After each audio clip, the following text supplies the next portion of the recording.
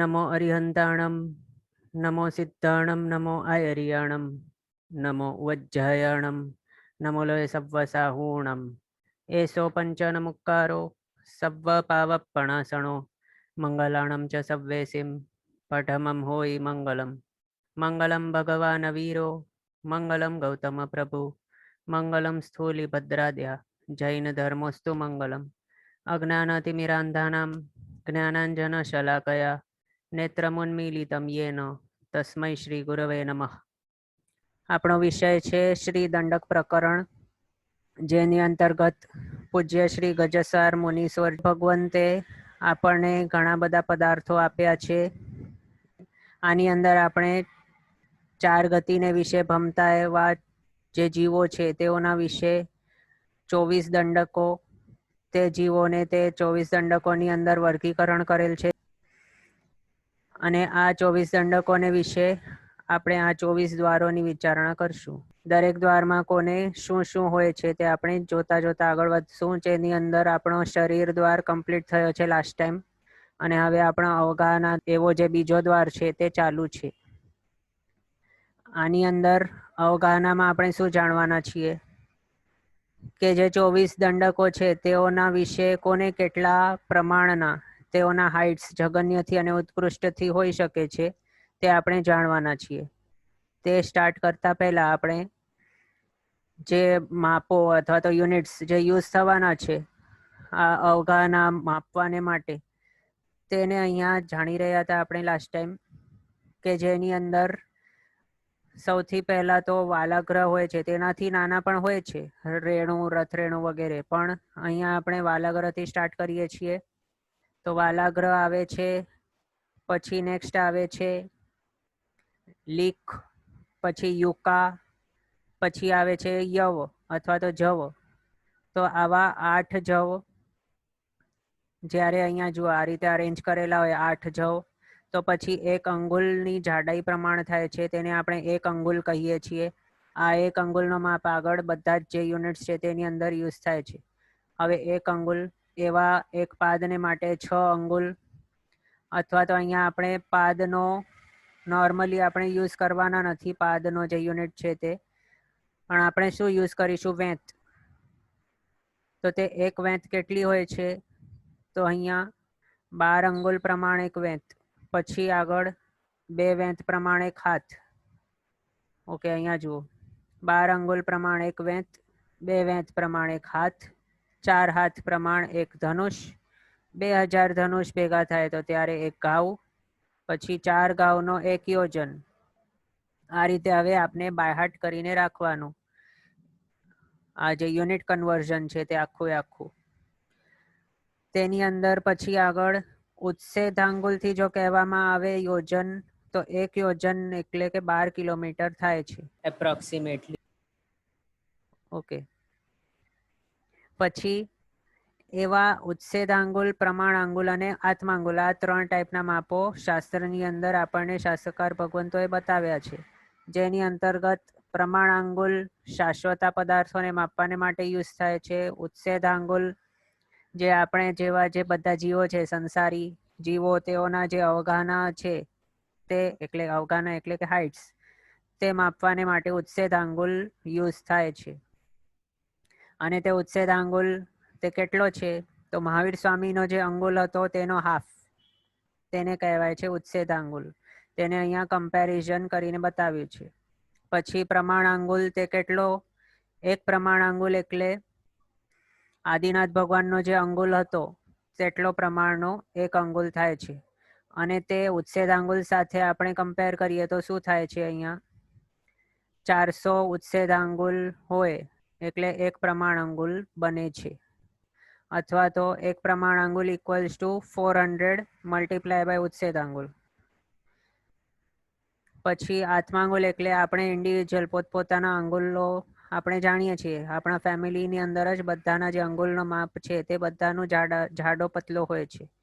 એટલે આત્માંગુલ એટલે શું, પોતપોતાનો જે અંગુલની જાડાઈ છે, તર્જની ફિંગર અથવા તો પૂજાની આંગળી અનામિકા, આ બંનેમાંથી કોઈ પણ, તેનું જે જાડાઈ છે તેને કહેવાયો છે આત્માંગુલ, ઇન્ડિવિજ્યુઅલ્સ આપણે જે છીએ તે પોતપોતાનું। ઓકે, પછી હવે આગળ આને આપણે કન્વર્ઝન કરીને બીજું બતાવીએ. અહીંયા ઉચ્છેદ આંગુલથી આગળ આપણે જાણ્યું, શું જાણ્યું? એક યોજન એટલે કે 12 કિલોમીટર એપ્રોક્સિમેટલી ઉચ્છેદ આંગુલથી, તે આપણે જાણ્યું. હવે અહીંયા આપણને જો યુનિટ કન્વર્ઝન કરવા હોય, એક યોજનને ના અંદર કેટલા અંગુલ થાય છે તે જો આપણને કેલ્ક્યુલેટ કરવું હોય તો પછી કઈ રીતે કરવાનું? એક યોજનની અંદર 4 ઘાવ આવે છે એટલે 4 પહેલા તો લખી લેવાનું. પછી દરેક ઘાવની અંદર કેટલા ધનુષ છે? તો 2000, તો મલ્ટીપ્લાય બાય 2000. પછી દરેક ધનુષની અંદર કેટલા હાથ? તો 4 હાથ એટલે મલ્ટીપ્લાય બાય 4. પછી દરેક હાથની અંદર કેટલા અંગુલ? તો 24. એટલે અહીંયા આ રીતે આપણે કરશું ત્યારે આપણને શું મળશે? એક યોજન ઇક્વલ્સ ટુ 7,68,000 અંગુલ. ઓકે, પછી આપણે આગળ તે જાણ્યું કે એક યોજન ઇક્વલ્સ ટુ 12 કિલોમીટર ઉચ્છેદ આંગુલ પ્રમાણેનું. તો હવે 1 કિલોમીટર એટલે કેટલા અંગુલ? અહીંયા આપણે એક યોજનના આટલા અંગુલ તે જોયું. પછી એક યોજનના આટલા કિલોમીટર તે જોયું. તો હવે શું જોવાનું? 1 કિલોમીટરના કેટલા અંગુલ થાય છે? તો તેના માટે આ બંનેને ડિવાઈડ કરી દઈશું. એક યોજના જેટલા અંગુલ છે તેને ડિવાઈડેડ બાય કેટલા કિલોમીટર છે. એક યોજનની અંદર કેટલા કિલોમીટર છે? 12 એપ્રોક્સિમેટલી. તો ટોટલ અંગુલ ડિવાઈડેડ બાય 12 આ રીતે કરશું તો આપણને મળશે શું? 1 કિલોમીટરના કેટલા અંગુલ થાય છે તે. તો તે આવે છે 64,000 અંગુલ. અહીંયા રિક્વેસ્ટ આવે છે, પ્લીઝ રિપીટ 1 યોજન. ઓકે, લગભગ લાગે છે આ રિપીટ કરવા માટે કહેવાયું છે. રિપીટ કરવા રિક્વેસ્ટ આવેલ છે. ઓકે, 1 મિનિટ ઉભા રહો. ઓકે, અહીંયા જો યુનિટ કન્વર્ઝન કરવું હોય તો આ છે યુનિટ્સ. હા, તો 12 અંગુલ પ્રમાણે એક વેંત છે. આ વેંત, પછી 2 વેંત એટલે 1 હાથ, પછી 4 હાથ એટલે 1 ધનુષ, 2000 ધનુષ એટલે 1 ઘાવ, પછી 4 ઘાવ એટલે 1 યોજન.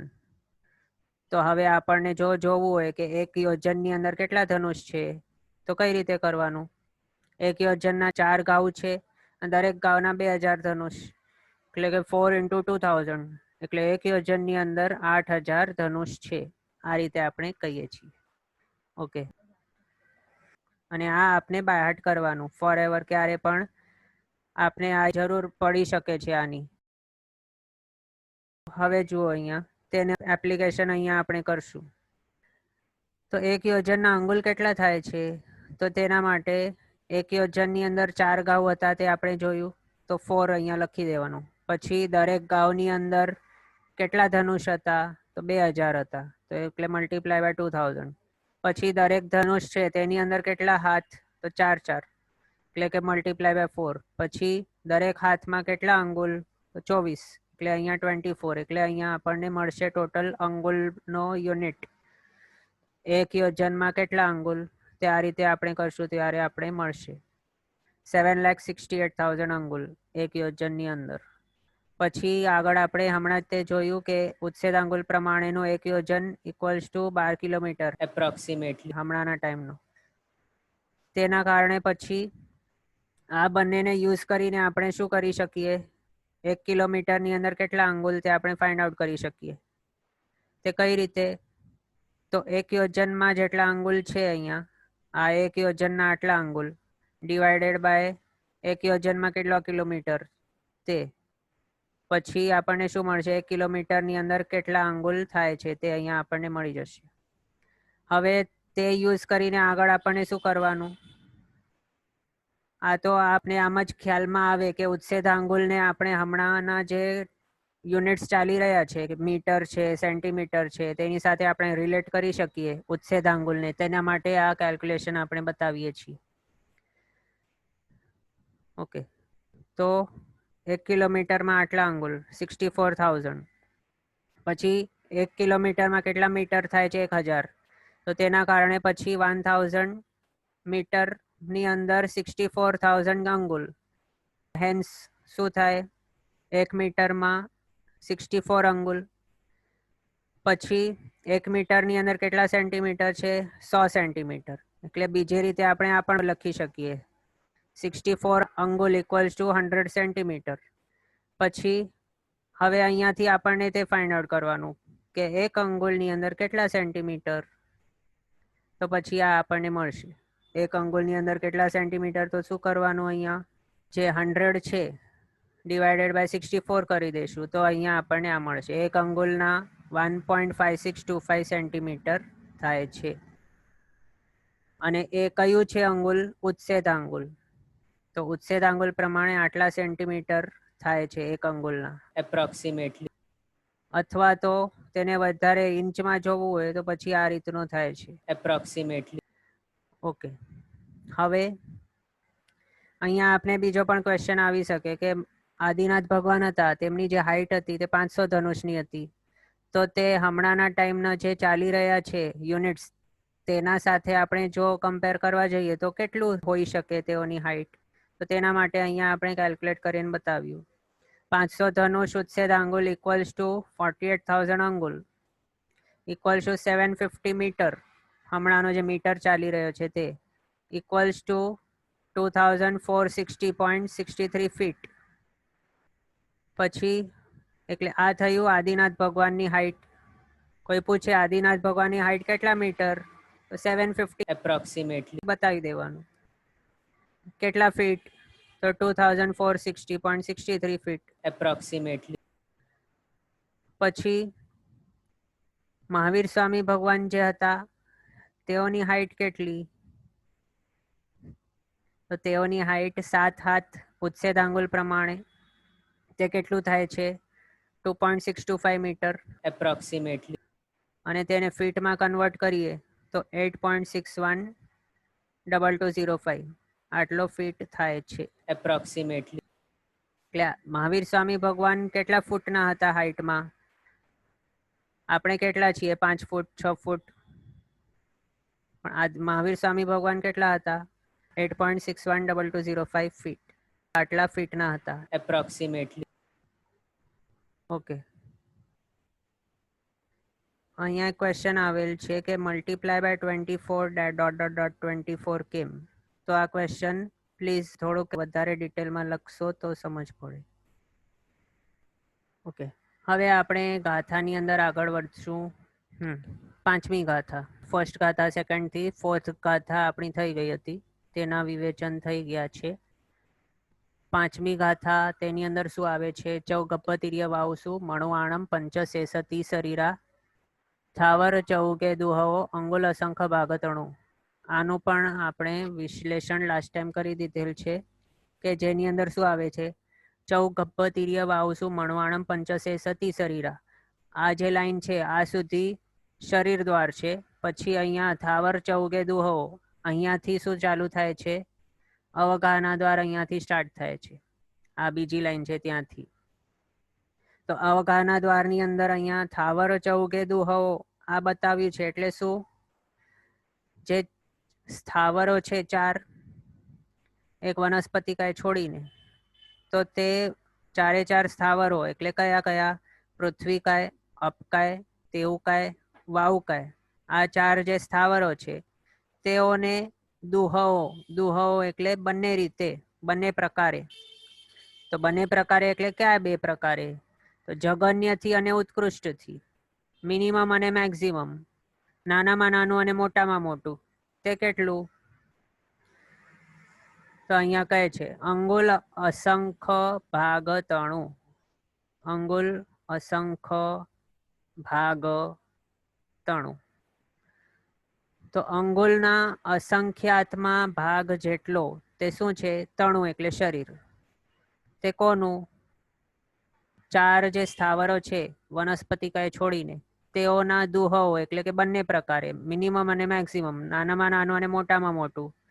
તે કેટલું છે શરીરની ઊંચાઈ, તેઓની હાઈટ, અંગુલનો અસંખ્યાત્મ ભાગ જેટલો તેઓની શરીરની હાઈટ છે.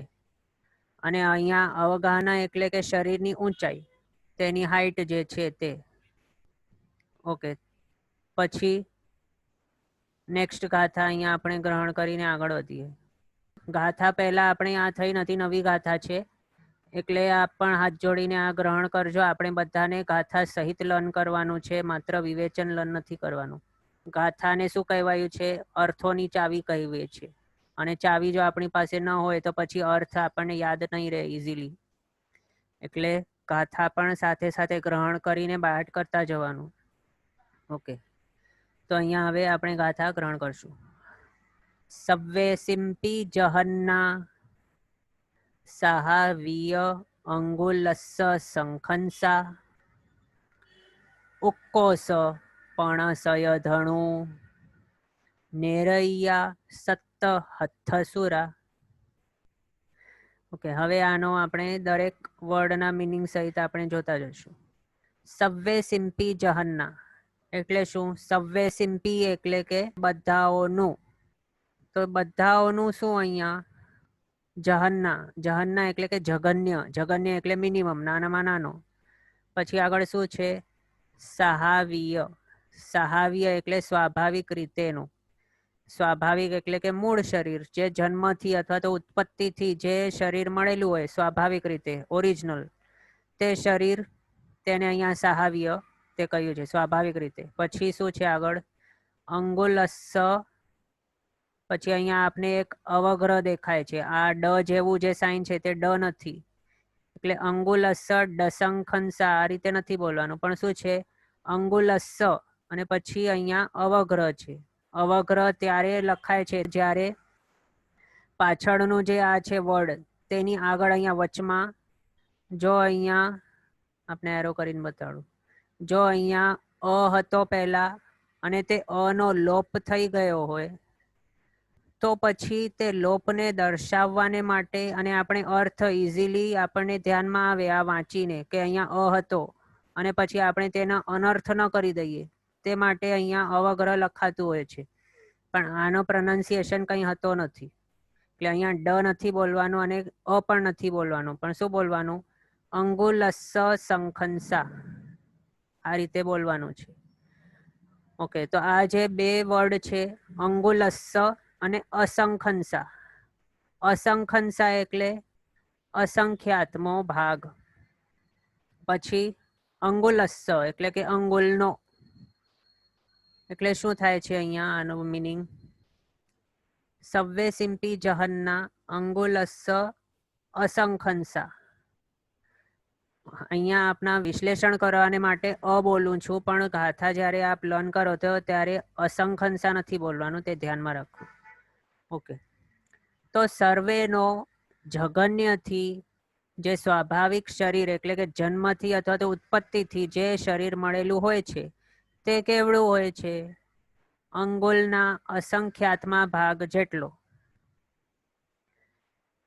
ઓકે, તો હવે આગળ ઉક્કોસ પણસય ધણુ નેરૈયા સત્ત હથસુરા.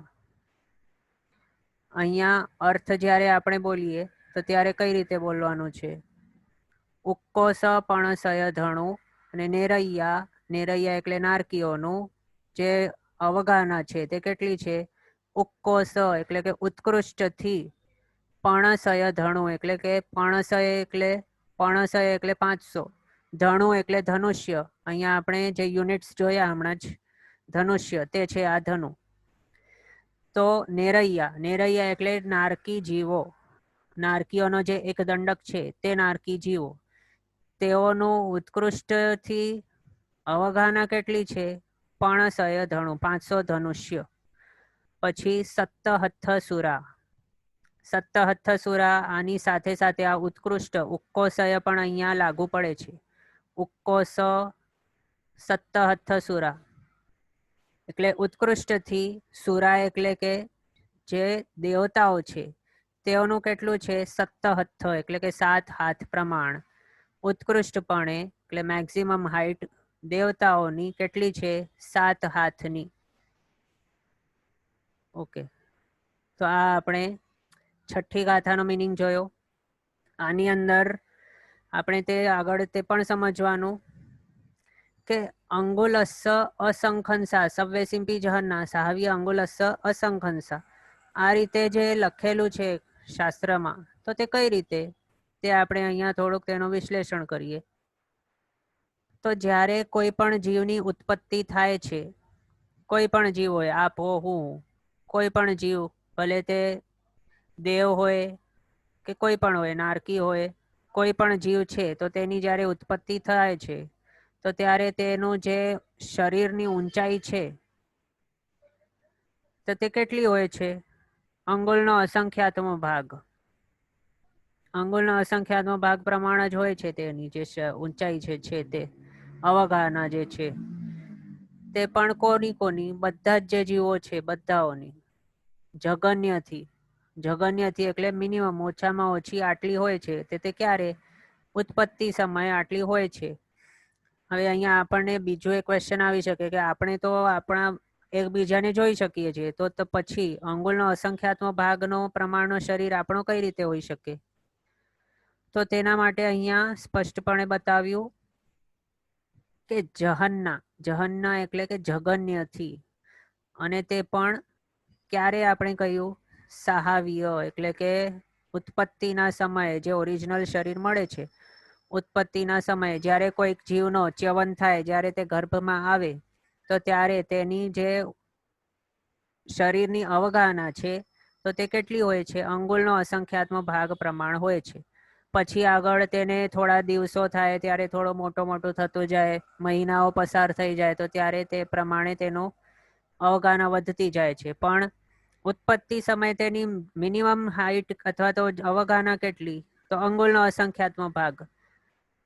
કોઈ પણ ટાઈમે એવું થતું નથી કે કોઈક એક જીવ છે કોઈક ઠેકાણે ઉત્પન્ન થયો અને તે જ્યારે ઉત્પન્ન થયો, જ્યારે તેનો તે ભાવ સ્ટાર્ટ થયો ત્યારે જ સ્ટાર્ટિંગથી જ ઉત્પત્તિના પહેલા સમયથી જ તે 100 યોજન પ્રમાણનો હોય, 3 ગાઉનો હોય, 1-2 ધનુષ પ્રમાણ હોય. આટલું ક્યારે પણ હોતું નથી. પણ ઉત્પત્તિ સમયે બધા જ જે જીવો છે તે બધાની શરીર ઊંચાઈ કેટલી છે? તો અંગુલના અસંખ્યાતમાં ભાગ પ્રમાણ.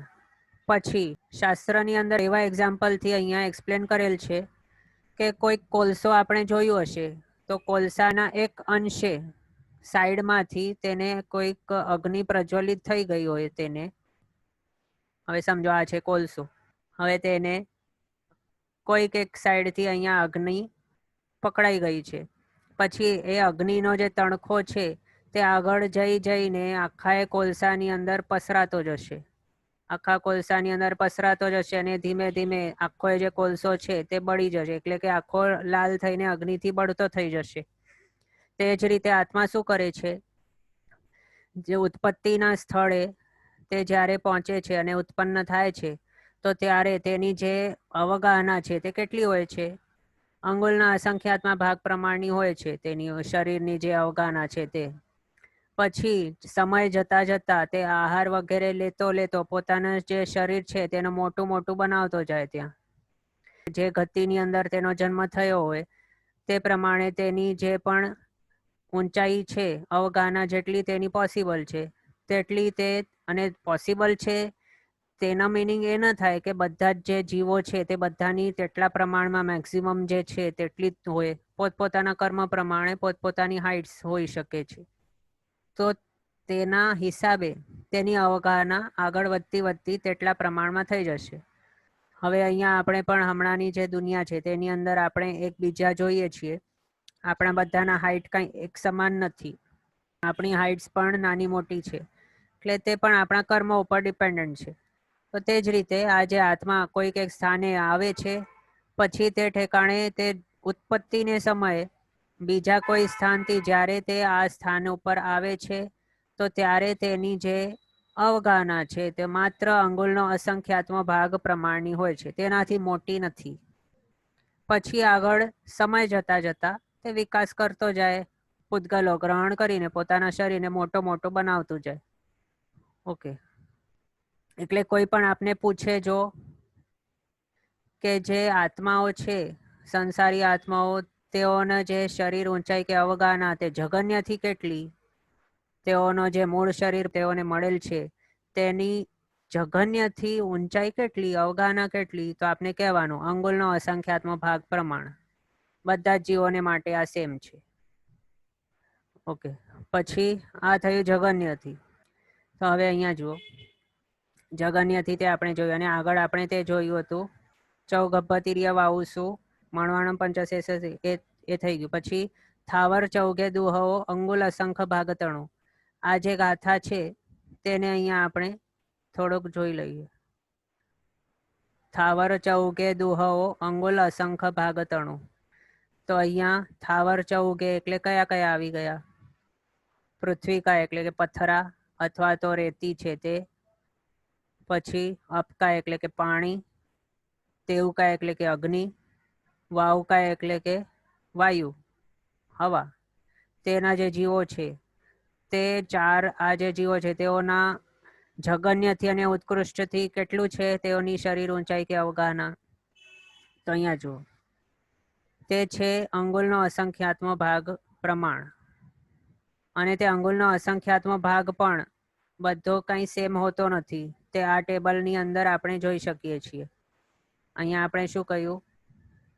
જગન્યથી અને ઉત્કૃષ્ટથી જે જીવો છે, પૃથ્વીકાય, અપકાય, તેવકાય, વાવકાય, આ જે ચાર છે તેઓનો જે શરીર છે તે જગન્યથી અને ઉત્કૃષ્ટથી કેટલું છે?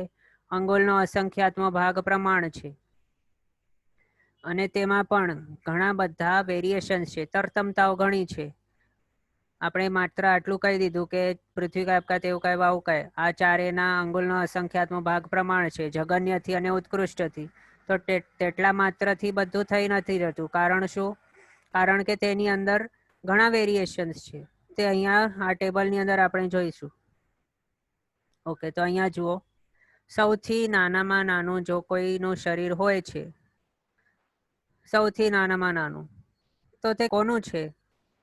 તો તે છે સૂક્ષ્મ વનસ્પતિકાયના જીવો જે છે તેઓનું. સૌથી નાનામાં નાનું આખા સંસારમાં કોઈનો જો શરીર સૌથી નાનામાં નાનું છે કોઈ પણ જીવનું, તો છે આ સૂક્ષ્મ વનસ્પતિકાયનું જે શરીરો છે તે.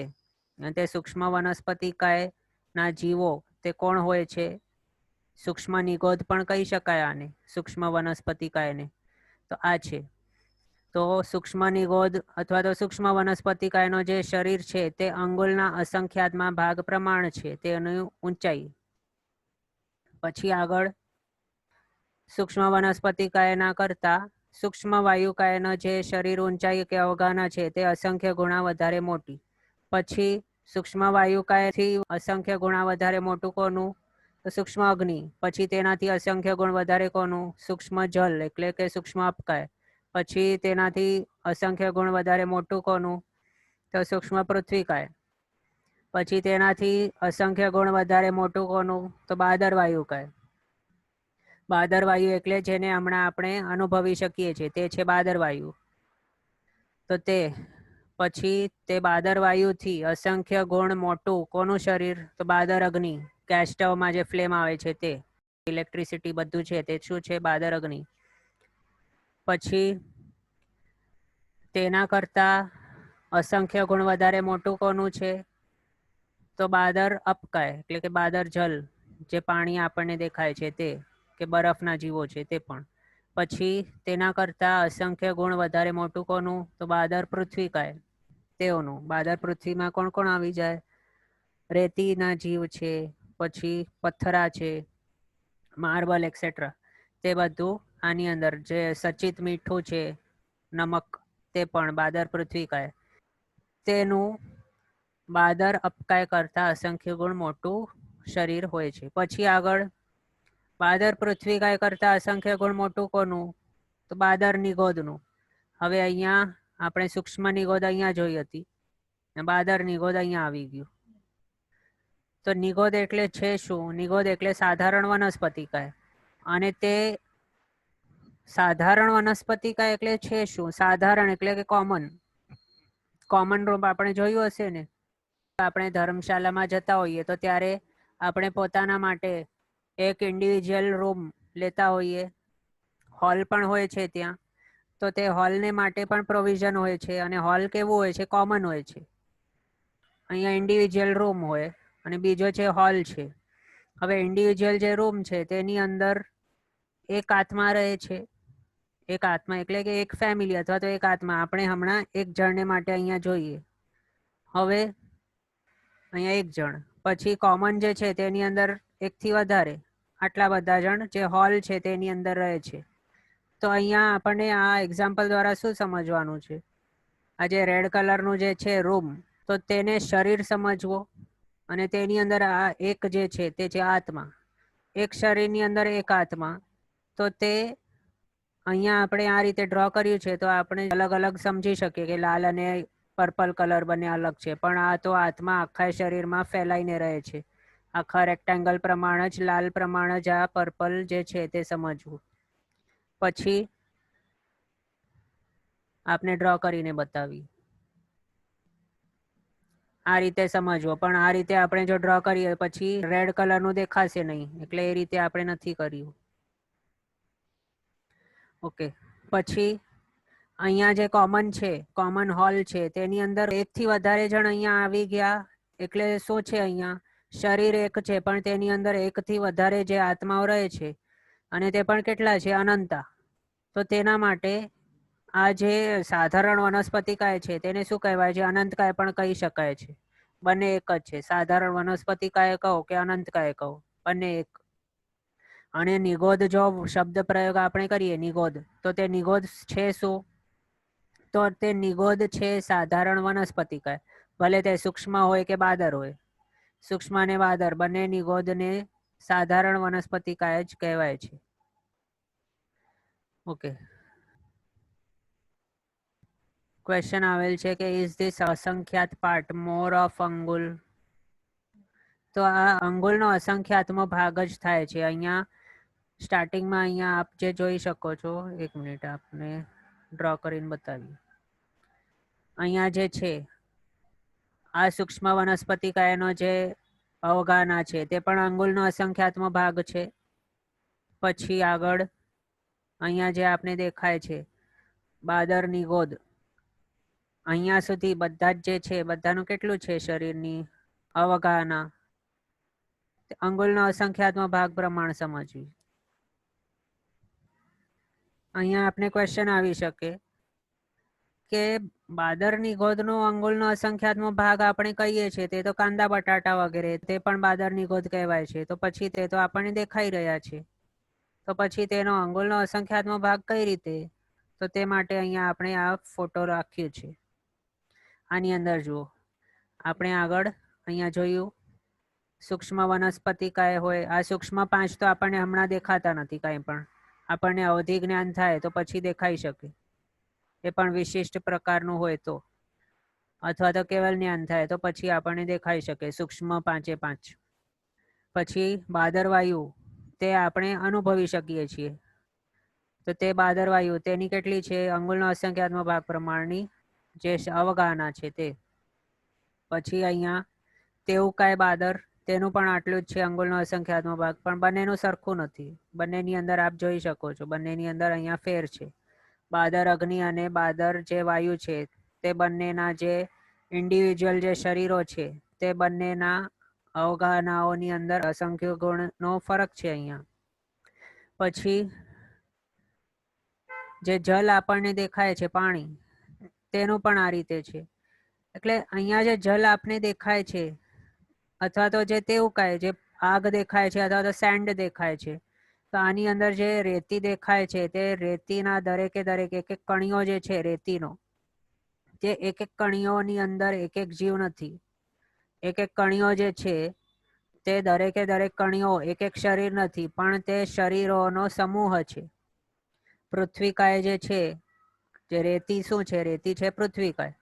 તો તે પૃથ્વીકાય જીવોના એક એક શરીરો તે જોઈન્ટ થયેલા છે એકબીજાની સાથે અને એક કણીઓ બનેલ છે. આ એક સમજો એક રેતીનો કણીઓ છે, આપણે મોટો મેગ્નિફાય કરીને અહીંયા બતાવ્યું છે. હવે આની અંદર ઘણા બધા એવા પૃથ્વીકાયના જીવોના શરીરો છે, તે શરીરો અહીંયા ભેગા થયા છે. તેના કારણે પછી આપણને આ એક કણીઓ દેખાઈ રહ્યો છે. અને તે દરેકે દરેક શરીર કેટલું છે? તે દરેકે દરેક શરીર તે અંગુલના અસંખ્યાતમાં ભાગ પ્રમાણ છે. ઓકે, તો હવે આ જ રીતે પાણીનું પણ આવું જ છે. પાણીનો જે એક ડ્રોપ આપણને દેખાય છે, અથવા તો તેનાથી પણ નાનો એક છાંટો જે હોય, ડ્રોપ તો મોટું છે, તેનાથી નાના છાંટા આપણે છાંટણા કરતા હોઈએ તો તેની અંદર નાના નાના એવા છાંટણા થતા હોય, તેની અંદર પણ અસંખ્ય ઘણા બધા શરીરો છે. આ જે અપકાય છે તેના, તે જ રીતે જે તેવકાય છે તેના પણ ઘણા બધા શરીરો ભેગા થાય ત્યારે આપણે તેને જોઈ શકીએ છીએ. માત્ર એક જ શરીર કોઈ હોય, ભલે તે વાયુકાયનું એક જ શરીર હોય, તો આપણે તેને અનુભવી નહીં શકીએ. તેવકાયનો એક જ જીવનો એક જ શરીર હોય તો પછી આપણે તેને જોઈ નહીં શકીએ. તેની ઉષ્ણાહટ જે છે તે આપણે ઉષ્ણતા તે આપણે અનુભવી નહીં શકીએ. પછી પાણીનો જે એક જ જીવ હોય માત્ર બાદર અપકાયનો, તો પછી તેને આપણે જોઈ કે અનુભવી નહીં શકીએ. તે જ રીતે પૃથ્વીકાય જે છે બાદર, તેનો માત્ર એક જ શરીર જો હોય તો પછી તેને આપણે જોઈ અનુભવી શકીએ નહીં. તો આ જે પણ આપણને હમણાં દેખાઈ રહ્યા છે વર્લ્ડમાં, તે બધું શું છે? ઘણા બધા શરીરો ભેગા થયેલા છે ત્યારે આપણને આ દેખાઈ રહ્યા છે. આટલા શરીરો જો એમના ભેગા ન થાય તો પછી આપણે તેને જોઈ પણ નહીં શકીએ. પથ્થર જે છે તે પથ્થર પણ આપણે એક જ પથ્થર તરીકે આપણને લાગતું હશે તો તે પથ્થર પણ કેવું છે? એક જ જીવનો એક જ શરીર નથી, પણ ઘણા બધા શરીરો અહીંયા ભેગા થયેલા છે તે પૃથ્વીકાયના, ત્યારે જઈને આપણને આ દેખાઈ શકે છે. એટલે અહીંયા આપણું કહેવાનું મેઇન મોટિવ શું છે? આ કે ગાથાની અંદર આપણે હમણાં ભણ્યા થાવર ચૌકે દુહો અંગુલ અસંખ ભાગતણું. તો આની અંદર આપણે શું ભણ્યા કે જે 4 સ્થાવરો છે વનસ્પતિ છોડીને, પૃથ્વીકાય, અપકાય, તેવકાય, વાયુકાય, તો તેઓના જઘન્યથી, દુહો એટલે જઘન્યથી અને ઉત્કૃષ્ટથી, ઓછામાં ઓછું અને મોટામાં મોટું તે શરીર કેટલું છે?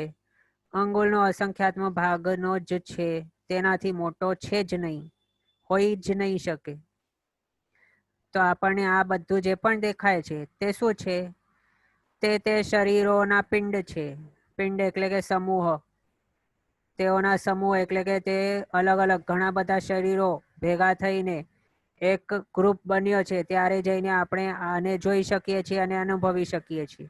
એમ જો નહીં થયો હોત તો આપણે આને જોઈ અનુભવી શક્યા નહીં હોત. તે સમજવું. ઓકે.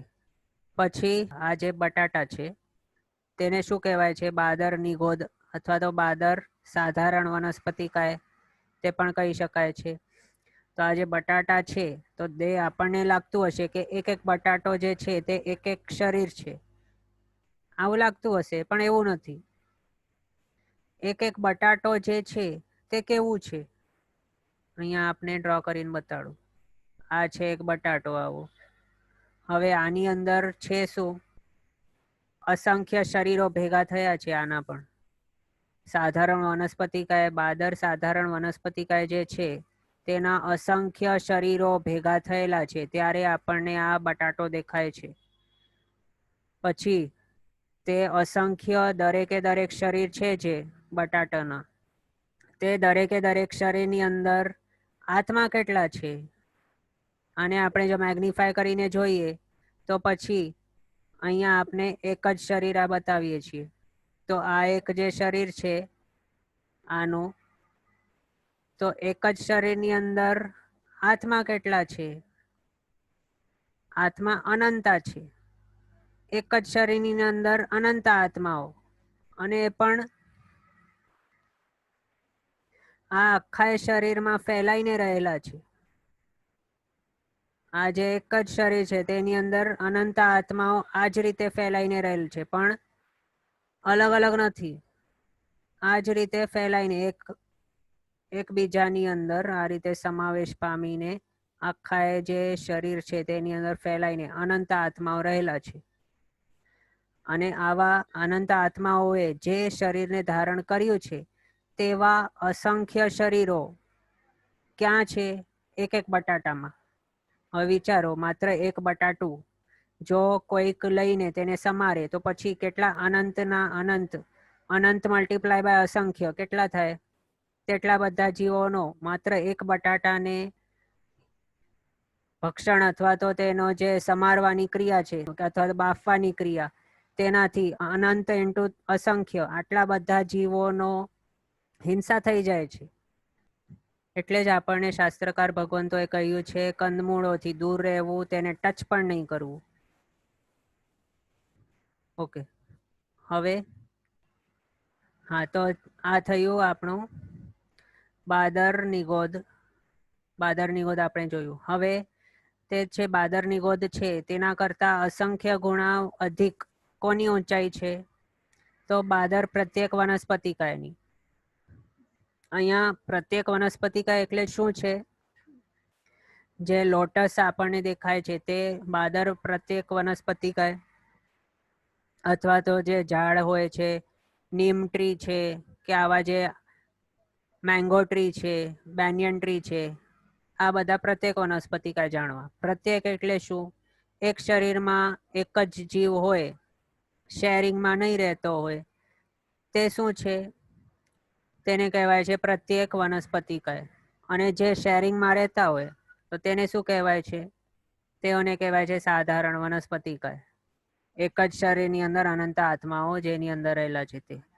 તો અહીંયા બાદર વનસ્પતિકાય તે કેટલું હોઈ શકે છે મેક્સિમમ ઊંચો? તો 1000 યોજનથી કંઈક અધિક. તો આ આપણને ક્યાં આગળ મળે છે? આ 1000 યોજનથી કંઈક અધિક એવો જે પ્રત્યેક વનસ્પતિકાય છે તે ક્યાં મળે?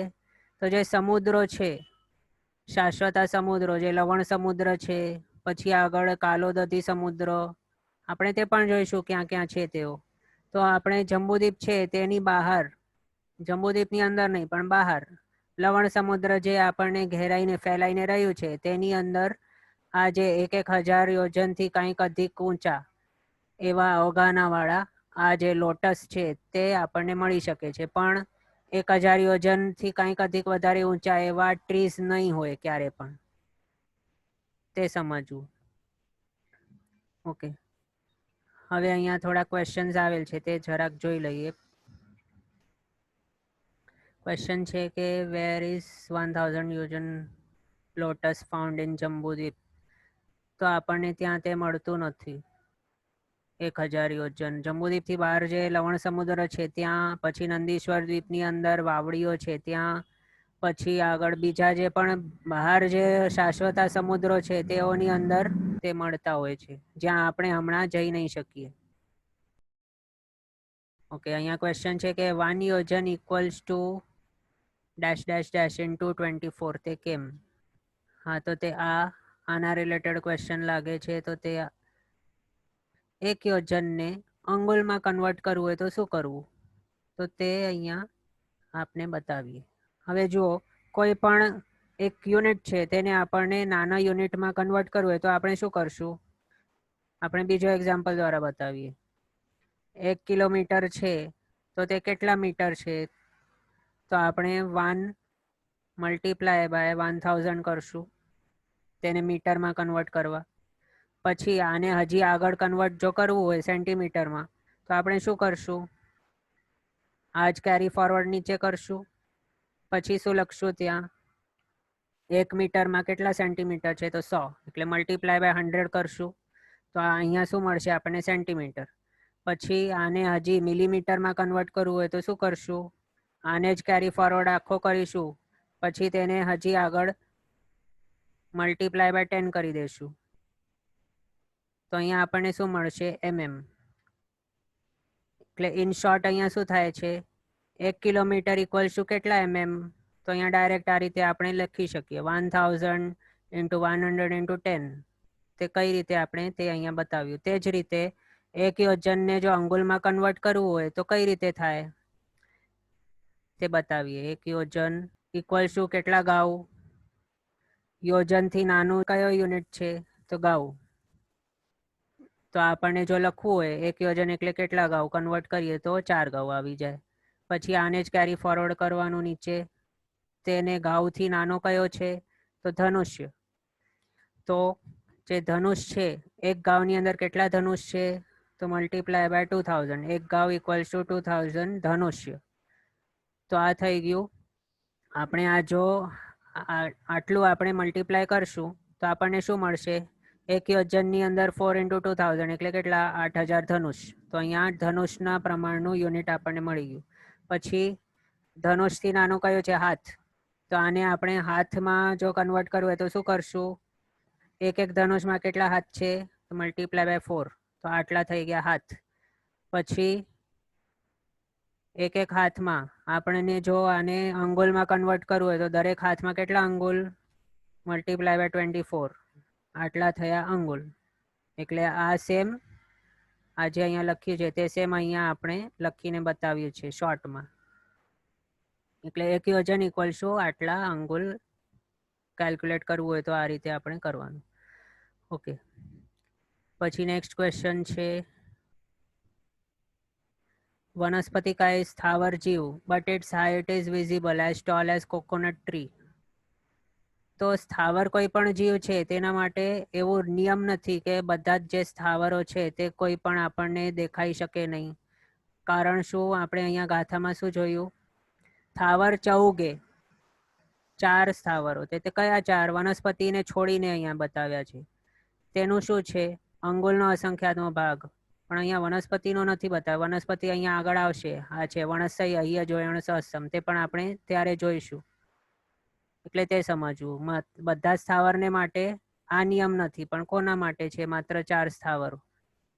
એ પણ બંને પ્રકારે એટલે શું? જઘન્ય અને ઉત્કૃષ્ટથી અંગુલનો અસંખ્યાતનો ભાગ.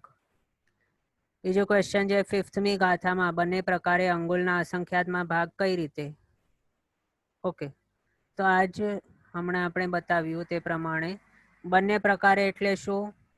બંને પ્રકારે એટલે નાનામાં નાનો અને મોટામાં મોટો. હવે જુઓ, કોઈ જ્યારે એક પૃથ્વીકાય છે, પૃથ્વીકાયનો જીવ, તેની ઉત્પત્તિ સ્થળે તેની ઉત્પત્તિ થઈ તો તે ઉત્પન્ન થશે તો ત્યારે તે અંગુલનો અસંખ્યાતનો ભાગ પ્રમાણ હશે. પણ કેવી? જઘન્યથી જે છે નાનામાં નાનું જે તેનું પોસિબલ છે તે પૃથ્વીકાયને માટે તેટલું. પછી આગળ તેનો જે મોટામાં મોટું છે આગળ આપણે જોયું અંગુલના અસંખ્યાતનો જે ભાગ છે તે માત્ર એક જ નથી. આની અંદર ઘણા બધા ફેર છે. તે આપણે ક્યાં જોયું? આ જે ફોટો છે આની અંદર જોયું. અંગુલના અસંખ્યાતમાં ભાગ પ્રમાણના છે આ બધા જ ના શરીરો. તો તે બધા કેટલા છે? અહીંયા જુઓ, અસંખ્ય ગુણ મોટું, અસંખ્ય ગુણ મોટું, અસંખ્ય ગુણ મોટું. તો આના કારણે પછી આપણે શું સમજી શકીએ? અંગુલનો અસંખ્યાતનો ભાગ પ્રમાણ જે છે તે અંગુલનો અસંખ્યાતનો ભાગનો એક જ ફિક્સ એવો યુનિટ નથી, એક જ માપ નથી તે અંગુલનો અસંખ્યાતનો ભાગ. તેની અંદર ઘણા બધા વેરિએશન છે, ઘણા બધા રેન્જીસ છે. તે જે અંગુલનો અસંખ્યાતનો ભાગ છે તે એક મોટો રેન્જ છે, મોટો રેન્જ કે જેની અંદર આ બધા આવી જાય છે. અસંખ્ય પ્રકારના અસંખ્ય હોય છે. અને એ પણ કઈ રીતે? જઘન્યથી અને ઉત્કૃષ્ટથી, બંને રીતે આમનું તે સમજવું. આપણે અહીંયા એક લાઈન ડ્રો કરીને બતાવીએ. અહીંયા જુઓ, આ છે એક લાઈન. અહીંયા આ જઘન્ય થયું અને આ ઉત્કૃષ્ટ. આ મીટર સ્કેલ અથવા તો માપવાની જે સ્કેલ પણ આપણે કહી શકીએ. એટલે આ એક રેન્જ છે, જઘન્ય અને ઉત્કૃષ્ટ. અને એ આખો જે છે અહીંયા જઘન્યથી કરીને ઉત્કૃષ્ટ, તેને શું કહેવાયું છે? અંગુલનો અસંખ્યાતનો ભાગ જ છે. હવે જો આપણે અહીંયા કોઈકનું અવગાન આટલી છે, એક્ઝામ્પલ આપણે બતાવીએ છીએ, તો પછી તેને પણ અંગુલનો અસંખ્યાતનો ભાગ કહેવાય. કોઈકની આટલી હોય તેનો અસંખ્યાતનો ભાગ, અંગુલનો અસંખ્યાતનો ભાગ. આટલું હોય તો પણ અંગુલનો અસંખ્યાતનો ભાગ. એટલે આ રીતે સમજવું. પછી અહીંયા ક્વેશ્ચન છે કે વિચ વેજીટેબલ કમ ઇન સૂક્ષ્મ and which one come in બાદર વનસ્પતિ. તો આપણને જે પણ વેજીટેબલ્સ હમણાં દેખાય છે બધા જ તે બાદર જ હોય છે. સૂક્ષ્મ જે છે તે આપણે જોઈ શકતા નથી. તેઓ સૂક્ષ્મને કોઈ પણ વેજીટેબલ હમણાં આપણને જે પણ દેખાય છે, ભક્ષ્ય હોય કે અભક્ષ્ય હોય, તે બધું બાદરમાં જ ગણવું. સૂક્ષ્મ આપણને જોઈ કે અનુભવી શકાતું નથી. ઓકે, અહીંયા એક રિક્વેસ્ટ આવેલ છે કે please explain why multiply by 24 500 ધનુષ is equal to 48,000. How? Please explain with working. Okay, તો તે જોઈ લઈએ. હા, તો આ છે 500 ધનુષ. તો તે 500 ધનુષ ઇઝ ઇક્વલ ટુ 48,000 અંગુલ. આ કઈ રીતે? તો તે આપણે જોઈ લઈએ. હવે જુઓ, અહીંયા આપણે આગળ શું જોયું હતું? આપણને અહીંયા શું જોઈએ છે, 500 ધનુષ છે તેના કેટલા અંગુલ થાય છે તે જોઈએ છે. તો આપણે શું કરશું, અહીંયા પહેલાં તો આપણે તે લખવાનું. એક યોજનમાં કેટલા અંગુલ છે? 768,000. આટલા થઈ ગયા એક યોજનની અંદર. પછી એક યોજનની અંદર કેટલા આ છે ધનુષ્યો? એક યોજનની અંદર 800 ધનુષ આપણે જોયું હતું. તે કઈ રીતે? તો એક યોજનમાં 4 ગાઉ, દરેક ગાઉમાં 2,000 ધનુષ, એટલે એક યોજનના 8,000 ધનુષ થઈ ગયા. એટલે 8,000 ધનુષ ઇક્વલ્સ ટુ આટલા અંગુલ. આ થઈ ગયું. હવે અહીંયા આપણને શું ફાઇન્ડ આઉટ કરવાનું છે? 500 ધનુષ તેના કેટલા અંગુલ? તો હવે અહીંયા આપણને શું કરવાનું?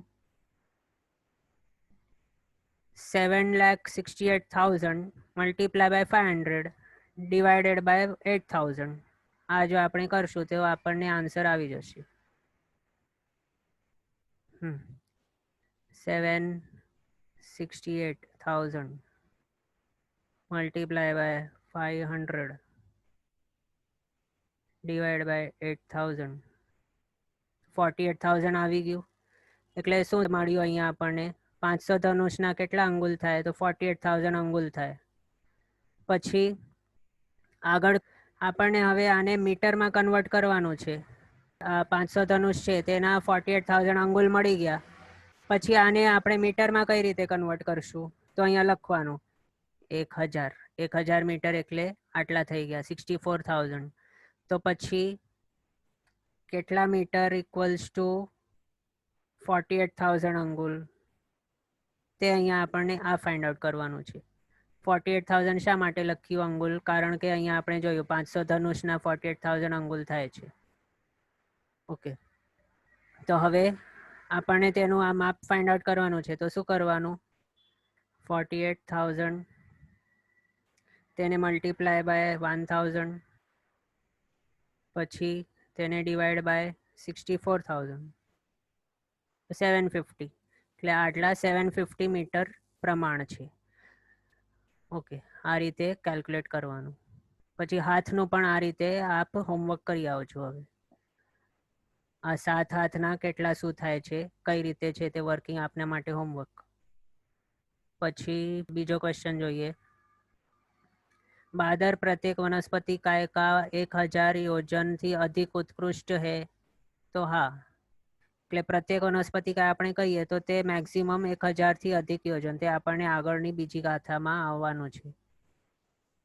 ઓકે, પછી નેક્સ્ટ ક્વેશ્ચન જોઈએ. कैन सूक्ष्म वनस्पति काय बी प्रत्येक वनस्पति काय और ओनली साधारण वनस्पति काय? તો પ્રત્યેક વનસ્પતિ કાય છે તે કમ્પલસરી બાદર જ હોય. પ્રત્યેકમાં સૂક્ષ્મનો ભેદ જ નથી આવતો, અને જે સાધારણ છે તેની અંદર બાદર અને સૂક્ષ્મ આ ભેદ આવેલા હોય છે.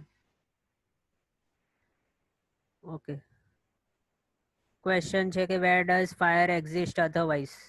તો જે બાદર અગ્નિ છે, જે ફાયર આપણને દેખાય છે કે અનુભવાય છે, તે માત્ર આપણે ત્યાં અઢીદ્વીપ જે છે આપણું મનુષ્ય ક્ષેત્ર તેટલા માત્રમાં જ છે, બહાર ક્યાંય નથી. દેવલોકમાં નથી, નરકમાં નથી, ક્યાંય નથી. પણ સૂક્ષ્મ અગ્નિ જે છે તે 14 રાજલોકમાં વ્યાપ્ત છે, સૂક્ષ્મ અગ્નિકાયના જીવો. ક્વેશ્ચન છે કે પટેટોમાં શું અસંખ્ય છે? તો પટેટોમાં અસંખ્ય શરીરો છે. સાધારણ વનસ્પતિકાય બાદર સાધારણ વનસ્પતિકાયના અસંખ્ય શરીરોથી એક પટેટો બનેલું છે. ક્વેશ્ચન છે કે દૂધી, પરવલ, કારેલા વગેરે તેમાં કેટલા જીવો છે? તો તેના માટે એમ સમજવું કે કારેલો આપણને બહારથી જે દેખાય છે તે એક શરીર છે. તો આ જે આપને આવું કારેલા જેવું દેખાય તે એક કારેલાનો એક જીવ. પછી તેની અંદર જે બીજ છે તે દરેક બીજના એક એક શરીરો. પછી આમ કહેવાય છે જે છાલ છે તેનું પણ એક શરીર. એટલે આ રીતે પ્રત્યેક વનસ્પતિકાયને માટે એમ સમજવું. ક્વેશ્ચન જે પાલક શેમાં આવે? તો પાલક છે તે અનંતકાય છે, બાદર સાધારણ વનસ્પતિકાય. Please clarify height of Adinath Bhagwan and Mahavir Swami. હા, તો અહીંયા આપણે હમણાં આદિનાથ ભગવાનની આ હાઇટ બતાવી કઈ રીતે થાય છે. પછી મહાવીર સ્વામીની જે હાઇટ કઈ રીતે કેલ્ક્યુલેટ કરવી તે આપના માટે હોમવર્ક. ક્વેશ્ચન છે વાય 1000 યોજન ટ્રીઝ કાન્ટ બી ફાઉન્ડ. તો શાસ્ત્રમાં એવું જ છે કે કોઈ પણ ઠેકાણે આપણને 1000 યોજનથી અધિક એવો કોઈ ઝાડ તે આપણને દેખાવાનું નથી. માત્ર જે 1000થી અધિક યોજનનું જે કહ્યું છે વનસ્પતિકાય, તે માત્ર ક્યાં છે? પ્રત્યેક વનસ્પતિકાય તે માત્ર સમુદ્રમાં. એ પણ કયો? તો કમળના જે છે તે કમળની નાળ. તે પણ આપણે હવે નેક્સ્ટ ટાઈમ બતાવશું, તેને એક્સપ્લેન કરશું. બીજો ક્વેશ્ચન છે કે but one tree has only one જીવ, doesn't every leaf have separate જીવ. તો હા, બધા જે પાંદડા છે તે દરેક પાંદડાઓની અંદર અલગ અલગ જીવો છે. ફલ ફૂલ છલ્લી કઠ્ઠા મૂલક પત્તાણી બિયાણી. એટલે ફલની અંદર એક જીવ, ફૂલની અંદર બીજો, પછી મૂળ યા રૂટ્સ છે તે અલગ, પત્તા જે છે એટલે કે પાંદડા તેનો અલગ, બીજ છે તેનો અલગ. એટલે આ રીતે અલગ અલગ જીવો. પછી છાલનું પણ અલગ, કાષ્ઠ એટલે લાકડું જે તેનું છે તેનો પણ અલગ જીવ. ક્વેશ્ચન છે કે સૂક્ષ્મ એટલે નિગોદ ગણવું. તો સૂક્ષ્મ વનસ્પતિકાય કોઈ કહે આપને, તો સૂક્ષ્મ વનસ્પતિકાયમાં માત્ર નિગોદ જ આવી શકે. એટલે સૂક્ષ્મ સ્થાવરો 5 છે તેમાંથી માત્ર સૂક્ષ્મ વનસ્પતિકાય તે નિગોદ છે. પણ સૂક્ષ્મ પૃથ્વીકાય, સૂક્ષ્મ અપકાય, સૂક્ષ્મ તેવુકાય અને સૂક્ષ્મ વાયુકાય આ 4ને નિગોદ નહીં કહેવાય. પણ નિગોદ માત્ર સૂક્ષ્મ વનસ્પતિકાય નથી. નિગોદ તો સૂક્ષ્મ અને બાદર બંનેમાં આવે છે. સાધારણ વનસ્પતિકાય ભલે સૂક્ષ્મ હોય કે બાદર હોય, બાદર સાધારણ કહો કે સૂક્ષ્મ સાધારણ કહો, વનસ્પતિકાય તે બંને નિગોદ કહેવાય છે. પછી સાધારણ વનસ્પતિકાય સિવાય બીજી નિગોદ કેટલી છે? તો અહીંયા સાધારણ વનસ્પતિકાય સિવાય બીજા કોઈને પણ નિગોદ કહેવાતું નથી. માત્ર સાધારણ વનસ્પતિકાય તે જ નિગોદ છે, તેના સિવાય બીજું કંઈ નથી. પછી ક્વેશ્ચન છે ધીસ 1000 યોજન ઇઝ પ્રમાણાંગુલ ઓર ઉચ્છેદાંગુલ. તો 1000 યોજન આપ કયો કહો છો? વનસ્પતિકાયનો જ કહેતા હશો. તો તે વનસ્પતિકાય અને બધા જ જે જીવો છે તે બધા જ જીવોનો જે હાઇટ્સ છે તે કયાથી માપવાની છે? માત્ર ઉચ્છેદાંગુલથી. પણ પ્રમાણાંગુલ ક્યાંય વાપરવાનું? પ્રમાણાંગુલ માત્ર ને માત્ર જે શાશ્વતા પદાર્થો છે, પર્વતો છે, જંબુદ્વીપની ડાયામીટર જે વિસ્કંભ છે, પછી તેની પરિધિ વગેરે છે, તે શાશ્વતા પદાર્થોનું માપ તે માપવાને માટે પ્રમાણાંગુલ યુઝ થાય છે. ઉચ્છેદાંગુલ સંસારી જીવોના હાઇટ્સને માટે. ક્વેશ્ચન છે કે છલ્લી મીન્સ છાલ. તો હા.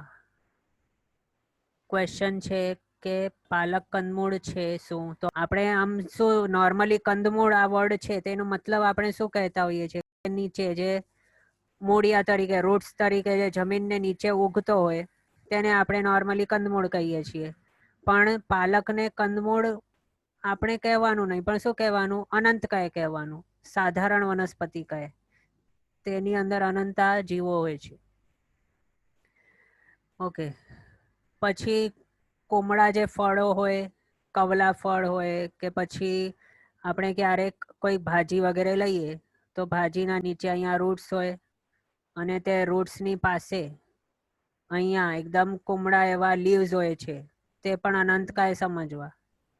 કોથમીર હોય કે મેથીની ભાજી હોય તો તેના જે નીચે અહીંયા રહેલા હોય છે, જે કોમળા એકદમ એવા નાના પત્તાઓ છે, તેને અનંતકાય કહેવાયું છે. પણ ઉપર જે ડેવલપ્ડ એવા લીવ્સ છે અહીંયા, તે પ્રત્યેક વનસ્પતિકાય સમજવા. ક્વેશ્ચન છે કે ઓલ લીફી વેજીટેબલ્સ આર અનંતકાય. તો ના, આવું નથી. ઓકે, આજના માટે આપનો હોમવર્ક છે કે બધા યુનિટ કન્વર્ઝન્સ એકદમ બાયહાર્ટ હોવા જોઈએ અને બીજું 7 હાથના કેટલા મીટર વગેરે થાય તે પણ આપને કેલ્ક્યુલેટ કરીને આવવાનું છે. ઓકે, આજનો ટાઈમ આપણો અહીંયા થયો છે. આગળના પદાર્થો આપણે નેક્સ્ટ ક્લાસમાં જોઈશું અવસરે. જીનાજ્ઞા વિરુદ્ધ કંઈ પણ બોલાયો તો મિચ્છામિ દુક્કડમ. સર્વમંગલ માંગલ્યમ સર્વ કલ્યાણ કારણમ પ્રધાનમ સર્વ ધર્માણમ જૈનમ જય અતિશાસનમ. પ્રણામ. બધા સાતામાં રહેજો, જીનાજ્ઞા પૂરકનું જીવન જીવજો.